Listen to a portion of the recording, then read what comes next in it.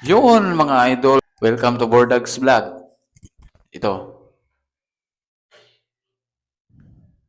meron akong nakalap na balita.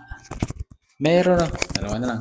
Meron akong nakalap na balita na sinabotahe raw yung timbangan ni John Real Casimero. Oo, yun yung sabi ni.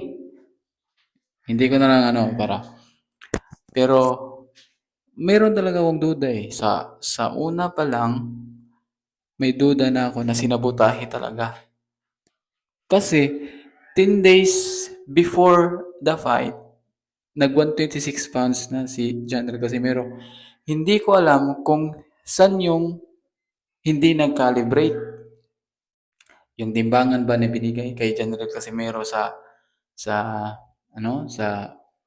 doon sa training camp o yung sa weighing skills talaga, sa weigh-in talaga, dun sa araw ng weigh-in. Hindi ko alam kung saan yung hindi totoo doon. Basta may isang hindi totoo doon sa palagay ko. At, at, sinabi din naman ni Kuyang Joseph, Kuya Cortese of Kuyang Joseph na sabi niya, hindi raw nag-calibrate. Hindi lang malinaw kung ano. Basta, yung pagkasabi niya is parang sabotahe ang ang ang weigh-in para sabotahe. Oh. Pero, di ba? 126 pounds ka na 10 days before the fight. Dapat, madali na lang sa'yo yan, 122. 4 pounds lang yung ibabawas mo, di ba? Napakalungkot talaga. Pili talagang dinadaw nila si Janel Casimero, di ba? Pero, ang sa akin lang, wala talaga akong, wala talaga akong, ano?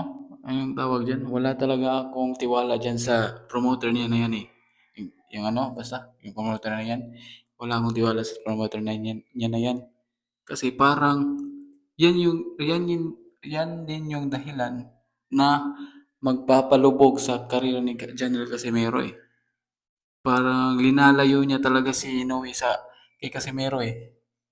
Pero, ang nagustuhan ko naman din sa promoter ngayon ni Casimero is malaki ang bayad. Malaki talaga yung magbayad yung promoter ngayon ni Casimero. Kaya lang, parang sinisilaw niya ng pera si Janrel Casimero.